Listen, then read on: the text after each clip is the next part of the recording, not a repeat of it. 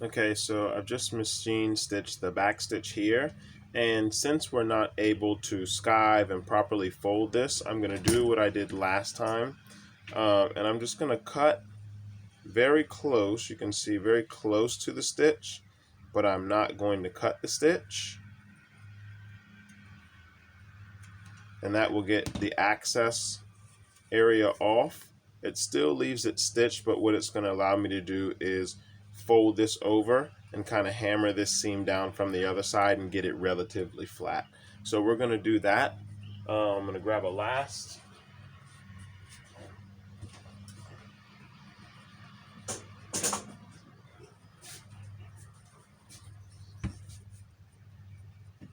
Okay, so I'm going to take this, take it over the back of the last and sit it, because you can see like now that we've stitched this, this piece has a curve. So we're just going to match that curve with the last. And what you're going to do is hammer this.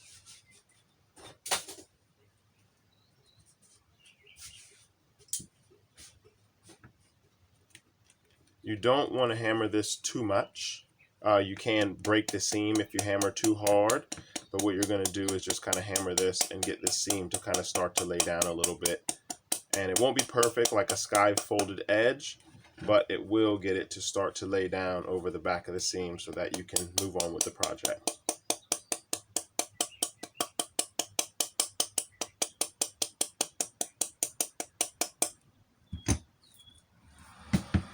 Okay, so that is how we're going to assemble that part of the upper.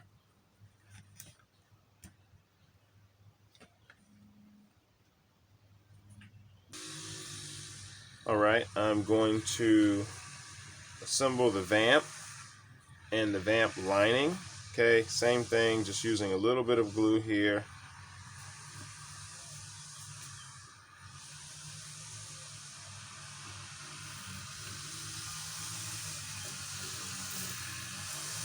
Sorry, they're cutting the grass in the neighborhood in the back.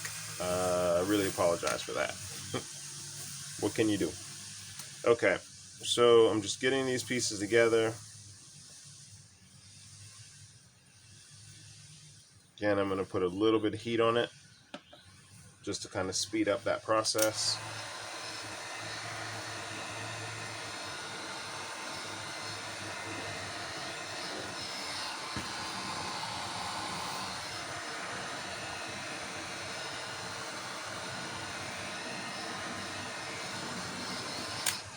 Okay, great. And I'm going to put these two together. So ideally we would be stitching these together, but in this scenario we're going to glue them together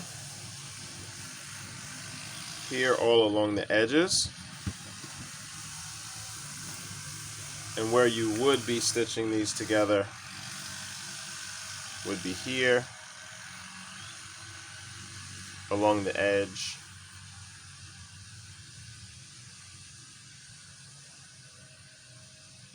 But you're not going to need to do that in this case.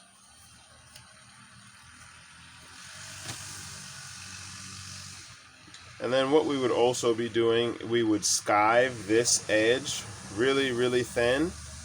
All of this edge would be nice and skived so that you wouldn't see a bump on your pattern when you put all your pieces together.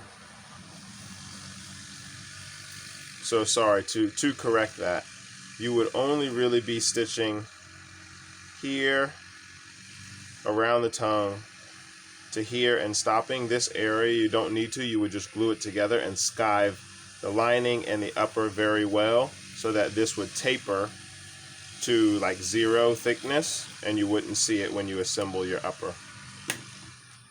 Okay, so that's our upper and our lining together. So you got those two pieces together. The next thing that you need to do is we need to go ahead and assemble our upper that we've stitched together in the back and this assembly. Ideally, again, what we would be doing here is stitching here.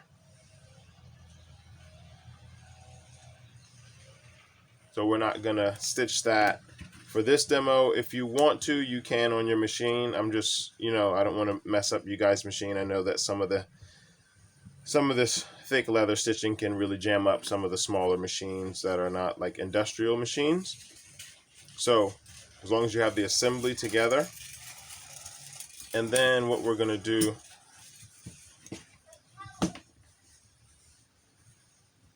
is make this final assembly and then put the whole upper together. If you do have top line tape, you can use it here, and if not, don't worry about it.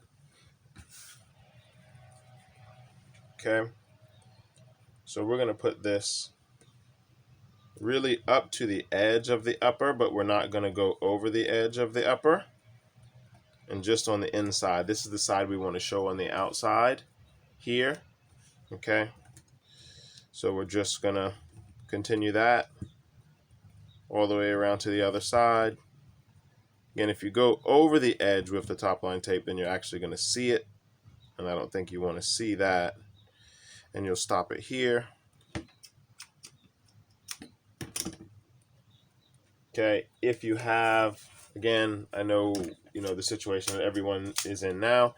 If you have reinforcement on an Oxford, this is where you would put the reinforcement, would go right here in this area, and that's sitting right behind the eyelets, so you can back those eyelets. You don't just want only leather there. So you'd cut a piece that fits your pattern. So I'm going to cut 2 pieces here. Right, so I take this piece. If you have reinforcement, sometimes you can use a thin piece of leather for reinforcement if you don't have the actual reinforcement.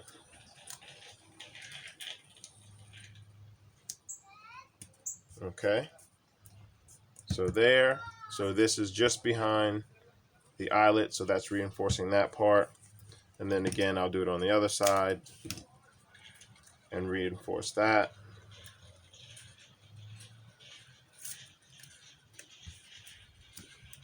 Here. So this is more for information. I know you probably don't have this, but at least it's good for you to know that you need to have reinforcement behind your eyelets. Okay, and then the next thing that we're going to do so that we can kind of finish this assembly is go ahead and put some glue here along the top line.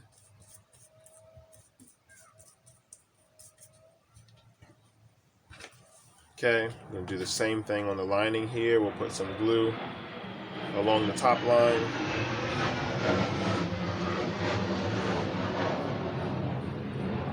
And we're going to put this just underneath that allowance line, because that allowance line is going to be trimmed off. So that's why we're putting the glue just underneath it. Okay, great.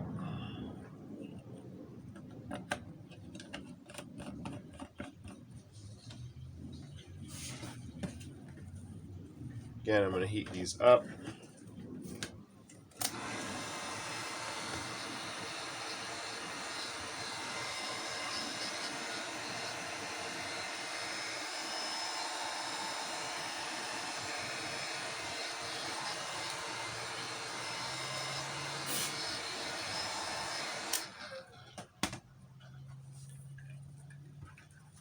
Okay, and all you're going to do now is you're going to put this piece onto this piece and following your allowance line. So what I usually do is take this, line it up here in the back,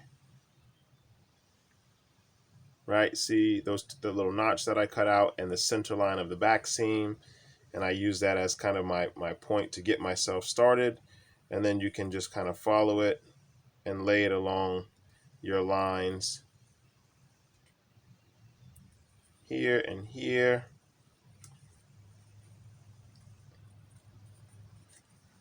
Okay, and then the same thing here, just kind of put all these pieces together.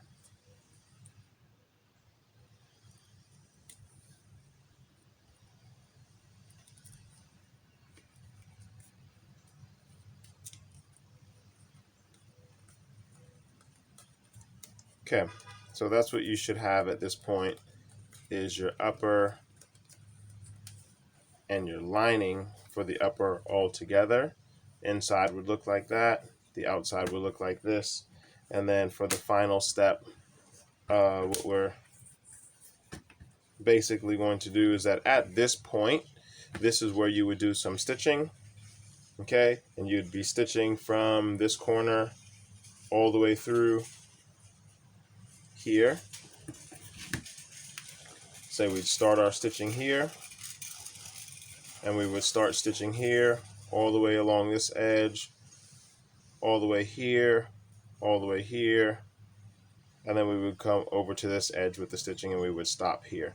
We're not going to stitch this area on a derby yet because you have to combine the upper with the vamp piece. And if you stitch that close, you won't be able to do it. Okay?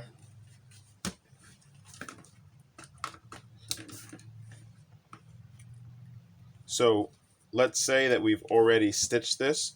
Once you stitch this, after stitching the area that I just told you, you would go ahead and start to remove this extra lining.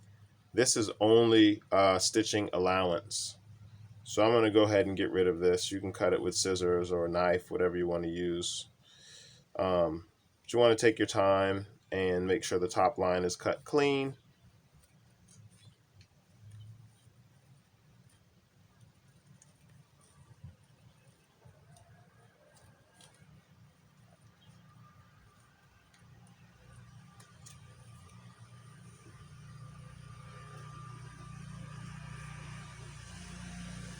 All right, so you're going to get rid of all of that extra lining all along the top edge here, but you're going to keep what you have down here because you're going to need that for the next step.